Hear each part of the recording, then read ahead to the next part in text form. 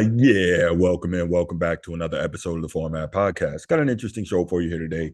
Going to talk some NBA draft lottery. Man, look, I know normally I talk a lot of football, and of course, during football season, I do that, and during the football playoffs. And football is an amazing sport, and it's the most popular sport in the United States, of course. But I tell you what, man, the NFL has, I'm sorry, not the NFL, the NBA has just been given storyline after storyline and lots of great things to talk about. So I'm going to continue to do that until that's over. And then by the time that's over, we'll be getting around to NFL training camp, so on and so forth. So we got some good stuff to discuss, and it'll keep us flowing right up until football season. Then we'll get right back into that. But before we do all that, if you haven't already, you know what time it is. If you're here on YouTube, go ahead, click that subscribe, that like, and that notification bell, of course. And if you want the audio only version of the podcast, open up your audio podcast platform, hit the search bar, type in the Format Podcast, go ahead, do a little search. We should come up. You can subscribe there if you haven't already. If you enjoy the content, make sure you click that thumbs up or that like, however it works. And of course, make sure you give us that 5-star review. Make sure you share the podcast with other sports fans you know that want to hear a different voice and a different opinion than what you might hear for the most part on the mainstream sports media shows. And finally, please make sure you do all that stuff because it helps us rise in the algorithm, helps us find more sports fans, helps more sports fans find us. Now, let's get right to it. So, in the NBA, we've seen for years teams try to tank so that they could get the most balls in the draft lottery and try to get the number one draft pick, especially when there are certain seasons that you have a guy coming out that looks to be a can't miss prospect. For instance, Cleveland with LeBron James, right? They tanked for him and they ended up pulling it off and getting him. They trust the process in Philadelphia. They tanked for years and got, 3 number one picks. They got Embiid. They got Ben Simmons, and I don't think Nerlens Noel was a number one pick, but they got a lot of really high picks, including 2 number one picks. Cleveland also got Kyrie Irving, I think, right after LeBron left for Miami. So we've seen tanking, and I guess we've seen it work. Going back further, we saw the San Antonio Spurs tank about 26 years ago, and they went out and got Tim Duncan, number 1 overall pick, and arguably the greatest power forward to ever play, and easily a top 10 player, and maybe in some people's book a top 5. Not mine, but still one of the best bigs to ever do it, Tim Duncan. And he ended up being a foundational cornerstone and helping to lead the Spurs to 5 NBA championships and 6 appearances. Now, the Spurs weren't necessarily tanking again this season, but they really didn't have a whole lot of talent. And we know Greg Popovich is an all-time great coach, but they ended up winning the draft lottery anyway. There were other teams that were tanking, your Detroits and your Dallases, and they were trying desperately. Utah, we saw Danny Ainge, Trader Danny, and the GM of the Utah Jazz, pull off a lot of his moves, the same type of moves that we saw when he was with the Boston Celtics. Basically empty the cupboard, remove the stars, got rid of Rudy Gobert, traded him, also traded, I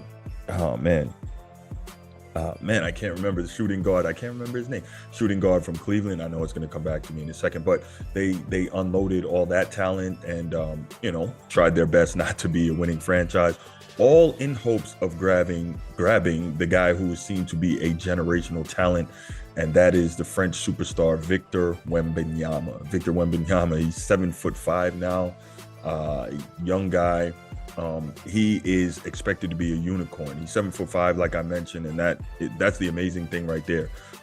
Pretty slim, but apparently it looks like he's got the type of body frame that can add some muscle, and hopefully will be able to withstand the pounding of an 82-game season. Now, when I say withstand the pounding, that's relative, right? Because the most games he's played in a season so far is 34. That's this past season when he played in France's top league for the Metropolitans, and he led the league in scoring, rebounding, and blocks at 22 points a game, 10.4 rebounds per game, and 3 blocks per game. But it's his skill set that has people thinking that he's going to be an absolute alien. And at 7'5", he can handle the basketball, he can shoot the basketball, kind of looks to be, with the body type, with the game, like a taller Kevin Durant type player. And it seems to me that Kevin Durant is the guy that all these bigs, or most of the bigs nowadays, want to be like 7-footers back in the day. They used to want to dominate, be big bodies, bang and play the block and get busy that way. But the game has changed so much in terms of the analytics saying that the back to the basket post up is the worst shot in basketball, and very few teams actually playing that way, and everybody wanted to go to the fast paced game and the, shooting a ton of threes, that having a traditional center, or even if you're blessed to be that tall, being a traditional center is just not going to get you very far. So it seems like for the 7-foot guys and up, or even the 6'9" guys and up, Kevin Durant is the model, right? And so Victor Wembanyama, as you can see here from the highlights where it's showing, he clearly has a Durant-ish game. Now, I'm not going to say Kevin Durant, because Kevin Durant, I mean, his skill set is amazing, and he's one of the few players at that size that can do it the way he does it. But clearly, you can see that Victor Wembanyama, he models himself and his game after KD. Now, we've heard a number of players say that he looks like an alien in terms of his skill set. We've obviously, the league scouts say that he's the next big thing, and he's pretty much guaranteed if he can stay healthy. Now, quick note, staying healthy at 7'5", that's going to be problematic. Guys that big generally tend to have tons of lower extremity injuries, and not wishing that on him at all, hoping that that isn't the case, that he doesn't end up with foot and ankle and knee problems. Again, 34 games being the maximum that he's played in a professional season, it's going to be difficult to see if he can handle, 82 games in the NBA. Of course, no one plays 82 anymore, load management, so on and so forth. But you get the general premise. Even though the game is much less physical than it once was, it's still likely more physical and, obviously more than twice as long as what he played in his longest professional season so far. So the Spurs end up winning the draft lottery, San Antonio Spurs. And the question is, did they get their next Tim Duncan? And when I say their next Tim Duncan, I don't mean a guy who plays like Tim Duncan, who is the best player in Spurs history. No disrespect to Mr. Robinson, David Robinson, that is. But Tim Duncan is the guy who is clearly the foundational piece that allowed the Spurs and Coach Greg Popovich to get to 5 championships in a 6-year span. So the Spurs win, they are 99.99999% likely to draft Victor Wembanyama. If I was a guy that said 100%, then I would say 100%. But I think it's pretty fair to bet whatever you want that the Spurs are going to take this guy. He's a phenom. And so when I say, are they getting their next Tim Duncan? My question is, are they getting a guy that can be their next foundational piece? The guy that they can build around and hopefully take them back to championship glory? That's going to be very, very interesting to see. And my next question is Greg Popovich going to be around long enough to bring that into fruition? Because if we remember, years ago, Greg Popovich said that when Tim Duncan walks out the door, I'm right behind him. But it's been 7 seasons already, and Greg Pop, he's still coaching. Clearly, he's got the bug for that. He loves to coach.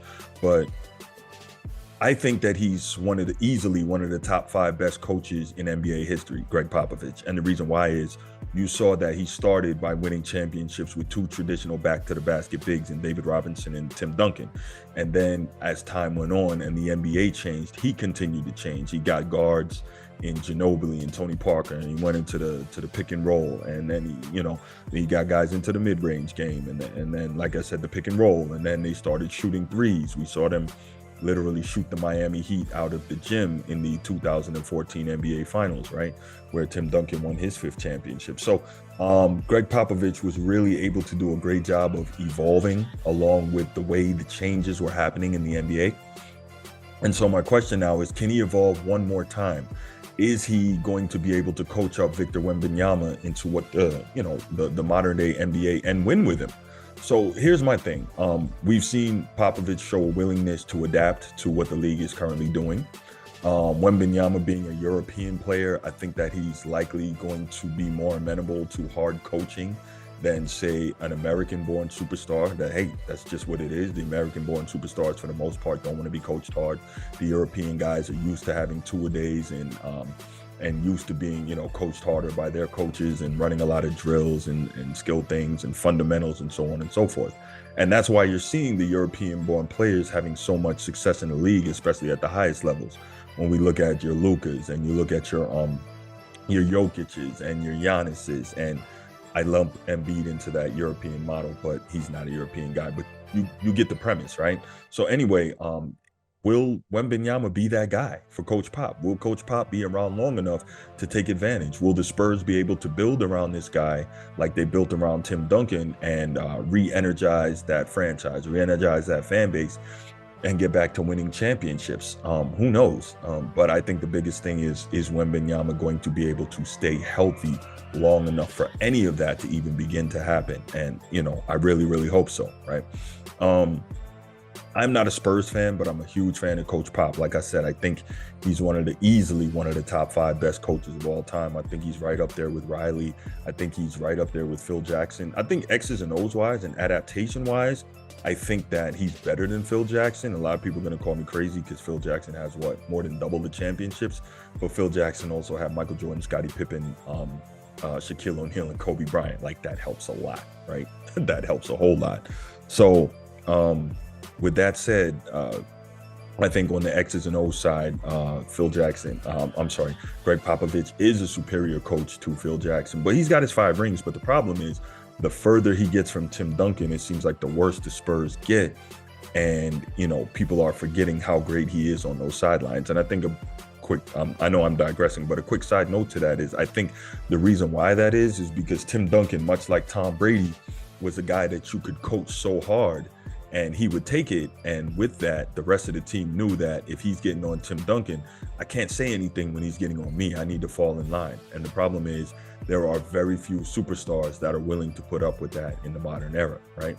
So we're going to see what Wembanyama's got.